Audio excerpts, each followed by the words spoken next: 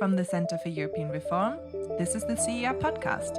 Posons-nous sérieusement la question de l'avenir que nous voulons et ayons tous ensemble le courage de le construire. Für uns in Deutschland ist das Bekenntnis zum vereinten Europa Teil unserer Staatsräson. A strong united Europe is a necessity for the world because an integrated Europe remains vital to our international order. This is the moment for Europe to lead the way towards a new vitality.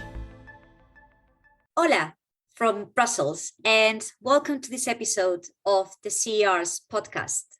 My name is Camino Mortera-Martinez. I'm the head of the CER's Brussels office, and today I'll be talking to our director, Charles Grant, about one of the hottest topics of conversation in the EU bubble these days, the European Political Community, or EPC. If you've never heard of it, or if you think this is just another of those odd acronyms the European Union does so well, do not worry, we have you covered. In this episode, we'll be looking at the EPC's origins and answering that ever important question: why is this interesting? And especially, why is this interesting right now? Hello, Charles. Hi, Camino. So let's start from the beginning. What is the European Political Community?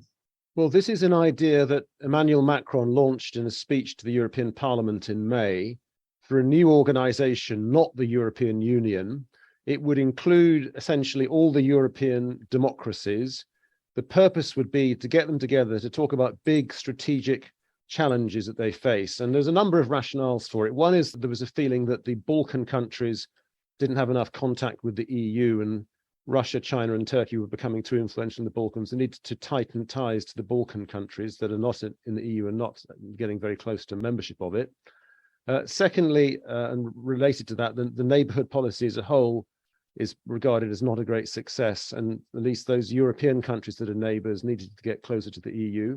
Linked to that, Ukraine, Moldova, perhaps Georgia, countries also need to tighten their ties to the EU because they're not going to join it anytime soon.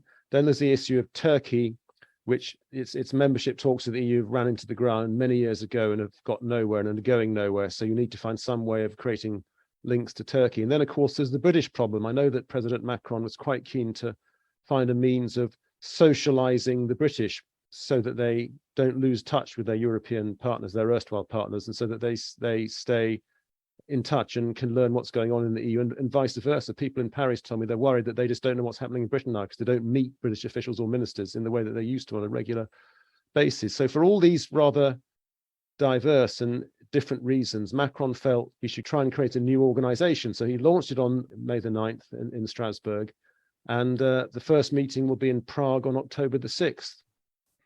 It's not a new idea, right? This is not something that Macron has just taken off its magic hat, is it? Well, it's not entirely new, no. I mean, certainly it is influenced, I think, by President Mitterrand's idea of 1989, December 1989, for a European confederation that would be a looser structure than the European Union, that would have included Russia, and which is why it didn't go down very well with the Central and East European countries. And it was still born because those countries wanted to actually join the EU rather than go into a sort of something that wasn't the EU. And indeed, the relationship between enlargement and such concepts is a difficult one. I think there is a certain view in Paris, there was initially, that one of the purposes of the European political community would be to, frankly, be an alternative to enlargement, to reach out and give some money and some ties and some linkages to these countries that aren't going to join the EU anytime soon, perhaps as an alternative. But at least the initial version of the EPC launched by Macron in May was ambiguous on this question. He didn't exactly say whether it was an alternative to enlargement or not, but the reaction was so hostile in Central and Eastern Europe, and indeed the Germans were not very happy because they weren't consulted before the initiative either. And many people thought it was an alternative to enlargement. So Macron, within a few days, clarified, no, this is not about saying, let's do this instead of enlargement. Let's do this as a complement to enlargement. Enlargement basically is moving at a slow pace, even if you're optimistic. So let's do something now to bring the Turks and the Balkans and the Ukrainians and the Brits around the table as soon as we can to discuss strategic challenges like, what do we do about Russia? What do we do about energy security? What do we do about common infrastructure problems? We could also talk about issues like migration and other common challenges where the EU on its own isn't big enough and doesn't have the scope to sort of sort out the whole continent-wide problems that the European countries face. Why was he doing it now? Camino, I think he was doing it now, this initiative, because the war in Ukraine made it obvious that we need to bring the European countries that share common democratic values closer together, so we are stronger together, and so we are more roughly aligned in our policies and attitudes and approaches. And I think that, that's where we get back to the British issue. I think, having the British not closely engaged with their European partners when Russia is threatening the whole continent is not a good idea. And Macron's looking for ways to associate the British. He did actually come up, of course, with a few years ago with something called a European Security Council. That he did suggest an idea that a new body that should include the British and the most important European countries, but that was stillborn because the British were not very interested, and the smaller countries of the EU didn't like it being left out of it either. So that was stillborn, and he's come back with this new idea instead of the European political community, which seems to be working better and seems to have got more support from member states. Yeah, if there is one thing we can say about Mr. Macron is that he's short on ideas. Then not all of these ideas, as you said before, end up happening, and not all of them are well received in Brussels and other EU capitals. You talked about Germany and Berlin being disappointed for not having been consulted on the EPC. So how did other countries take Macron's ideas, and what do they think now? Well, Macron is a very creative individual. He's brimming with ideas, like he's really a kind of grand think tanker in a way.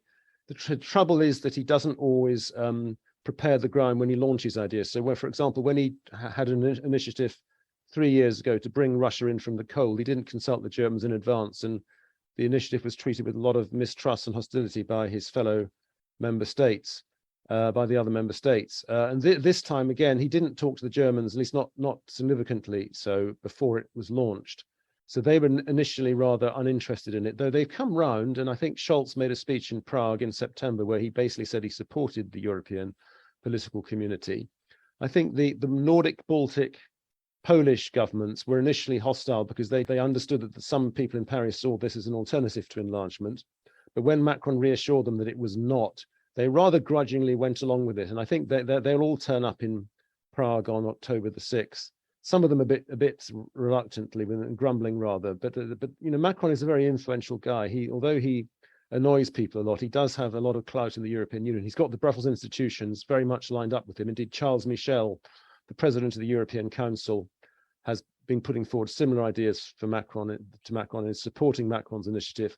And Ursula von der Leyen, who is very close to Macron, although perhaps the Commission would not be very happy with this initiative if it turns out to be more intergovernmental and not a very communautaire organization. We'll come back to that, Camino. Ursula von der Leyen has nevertheless been supportive. So nobody's offering serious opposition to it, though some are more enthusiastic than others. Of course, at this stage, and we're talking about the fact that the European political community at this stage is basically a high-level meeting of heads of states and government in Prague. So it's difficult to oppose such a thing, I would say, from the Commission or other parts of the European Union decision-making machinery. But so for what you tell me, I understand that different countries have different ideas about what the EPC should be. So we talked about how Central and Eastern European member states and the Baltics are not necessarily interested in the EPC becoming sort of an indefinite limbo where one can park, so to speak, candidate countries. Others might be more interested in having the EPC being a forum of discussion on defense, energy. You mentioned migration as well. So what are the alternative visions that member states and even the Commission and the European Council president might have on how the EPC should work? Well, there are essentially two schools of thought on how the EPC should work, both of which are represented within the French government, in fact, as well as amongst the member states and the European institutions. One is that it should be a rather communautaire organization. The EU should be basically in charge. The Commission should run the secretariats for it, but some of the Balkan countries should get some of the benefits of membership through the EPC even before they join the EU, that it should have quite a strong economic element to it. Maybe parts of the single market could be extended to neighbors of the European Union, that you would need some sort of quite strong institutional underpinning for the European political community. Now, this is the sort of the communautaire version, so that the EU is very much in charge. The rival school of thought is, no, hang on, if you make it communautaire, then the Brits and the Turks won't want to be involved because the EU would dominate it so much, and the Brits and the Turks and others might feel that they would be very much second-class participants in this organization. So the second school of thought is, no, let's make it intergovernmental, rather like the G7 or the G20, with very light institutional structures, a talking shop where countries get together, issue declarations, certainly, but not have a kind of proper decision-making authority or organization. And I think my guess is that we're moving towards actually the second school of thought, because I think the arguments in favor of the second school of thought are where it's a more strategic body and less economic in its focus is probably very strong. If you want the British to take part, and if the British don't take part, then it will be less successful than if they do take part. So my guess is Macron is leaning towards the second school of thought. But of course we've seen, as you know, there's this interesting paper from John Pisani-Ferry, Daniela Schwarzer, Shahin Valley, and Franz Mayer that Bruegel published recently, the Brussels think tank, which is actually putting forward very much the first school of thought. So the first school of thought does have still many advocates and strong supporters. Yeah, talking about that Bruegel paper, which I thought was really interesting, but also disagree on some points, and maybe we can talk about that later. I did see you tweeting about it, and it seemed to me that you also disagreed with some of the suggestions. And so why is that? Well, firstly, the paper is a very interesting and thoughtful paper, and all the people who wrote it are eminent experts and academics who we know and respect greatly at the Centre for European Reform.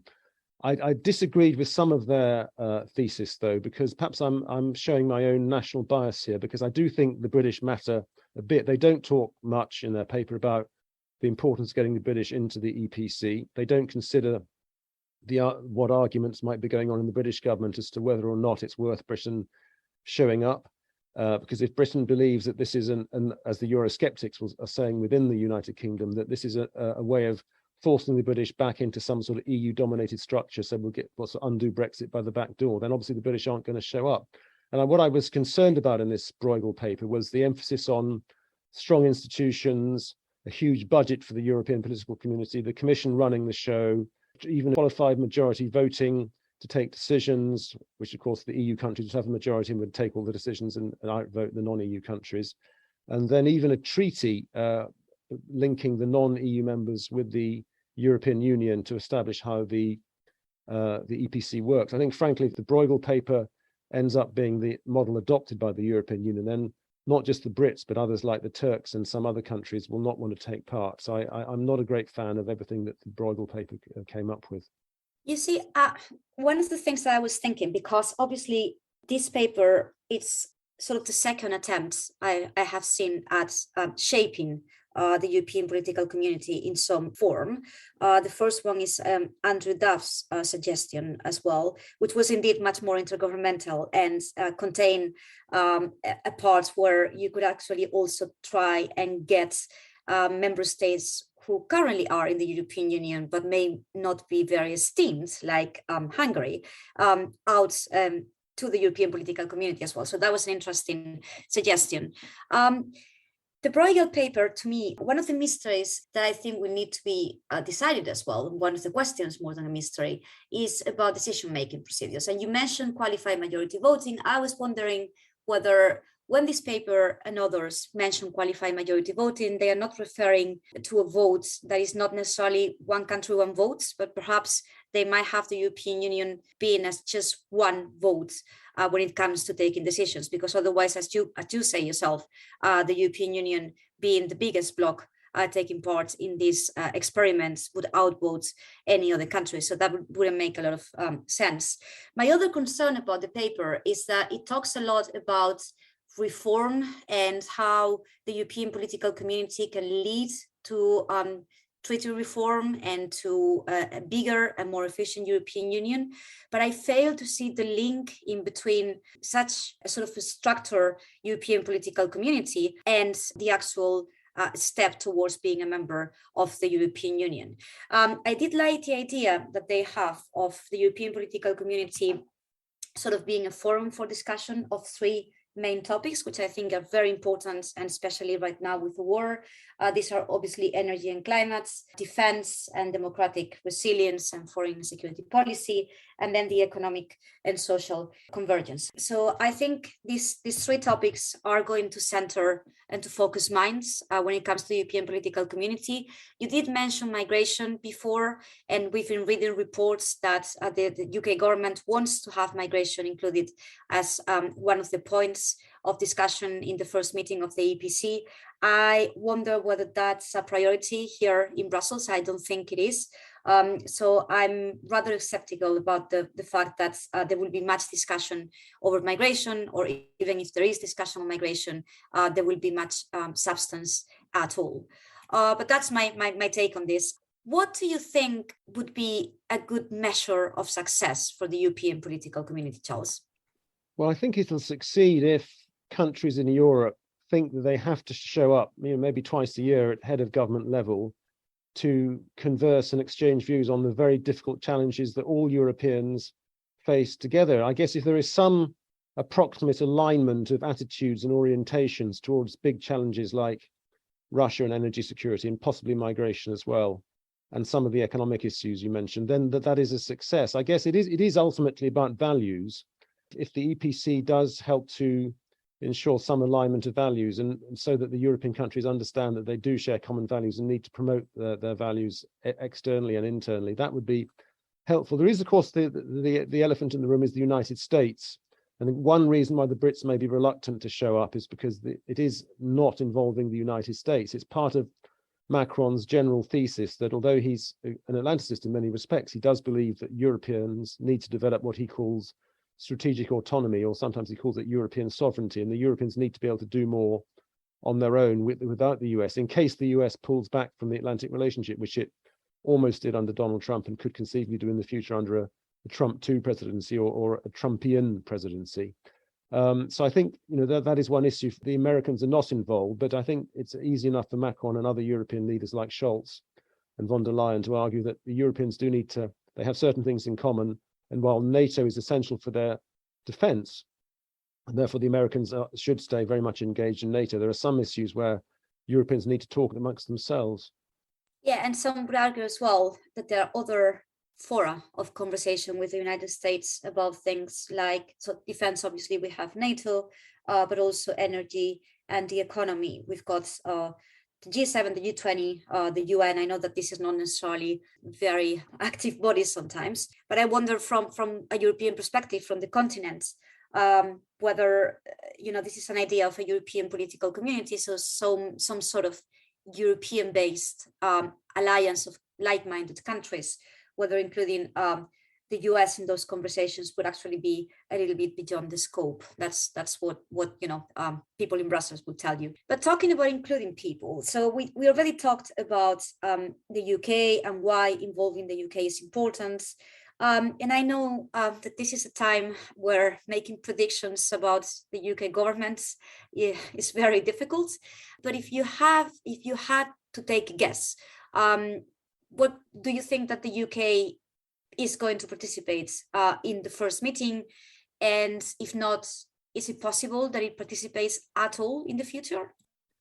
Well, that's a really good question, Camino. And I think we're recording this on September the 29th. I was told yesterday by a Foreign Office official that they are on the brink of deciding whether to go or not. As you said, they seem to have set some conditions, some of which may be easy for Macron to meet, others harder to meet. Just as by way of background, I did actually get the chance to talk to Liz Truss about the EPC at a conference in Paris 2 months ago. She was pretty hostile to the idea. She said to me then that Europe had a lot of organizations already, NATO, the Council of Europe, the OSCE, and it didn't need extra organizations, and those existing organizations should be made to work better before a new one was set up. So she started off from quite a hostile position, but I know for a fact that some of her most senior officials in the Foreign Office and in the Cabinet Office are advising her that she should go, because they see the benefits of involving Britain in European conversations and rebuilding some bridges to our erstwhile partners in the EU. So I think it's touch and go whether she goes or not. But I think we can assume for the long term, Camino, that Britain will be involved. If Liz Truss may not turn up to the first meeting, But assuming the project works and is quite successful, there'll be very strong pressure to show up to the second meeting, and Britain's partners and allies like Ukraine, like Turkey, will be pressing the British to show up, not just the EU countries. So I think in the long run, even if Truss boycotts the first meeting, Britain will be involved. And I think a Labour government, which as we, at the time of we record this, looks quite plausible in a year or two because of the economic problems that the current Tory government faces, the Labour government would certainly want to take part. I have had my own conversations which make me think they would be very keen to take part. So I think in the long run, Britain will be involved, so as long as it works. And as I've already said, I think it's more likely to work if it pursues a relatively intergovernmental structure rather than it becoming an organization that is run by the Commission. It's a sort of EU light, an extension of the EU. Right. Obviously, there is another model, which is to start, easy, so to speak, with an intergovernmental organization, as you say, forum of discussion, not a lot of structures and new councils and things like that.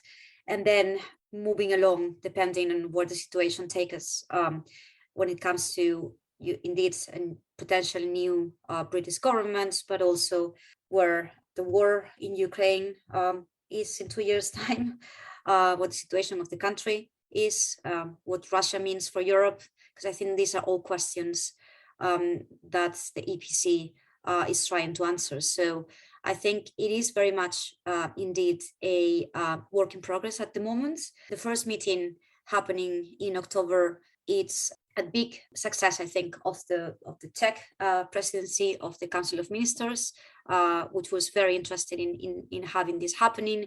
Now it will also be up to the forthcoming presidencies, and we have the Swedes and then we have the Spaniards, but then let's not forget that we will have the Hungarians as well. It's up to them to actually also try and keep this moving, right? So I think there's going to be a lot depending on the political will of the different member states who will be steering the wheel in coming months. Anyway, Charles, thank you very much for this conversation. I think that we've clarified a lot what these strange three letters mean: EPC, European Political Community. And I think that we'll be keeping an eye on it. You wrote a very interesting piece on it, if I'm correct, right after the summer, was it? Or right before the summer? I think published on about August the 1st, roughly. Yeah, so right in the middle of the summer. And we at the Centre for European Reform will be looking at what the EPC does and how it evolves. And of course, what it means for the European Union, but also for UK-EU relations and for relations in between the European Union and the US, but also other partners like the Western Balkans and Ukraine. Thank you very much, Charles. Thank you, Camino. And thank you all very much for listening to a new episode of the Centre for European Reform podcast. Please do subscribe if you like what we do, and listen to our podcast for wherever you get your podcast. Goodbye from Brussels. Goodbye for now. Thank you for listening to the CER podcast. If you have any feedback for us or want to leave suggestions for a future episode, then you can find us on Twitter at CER_EU.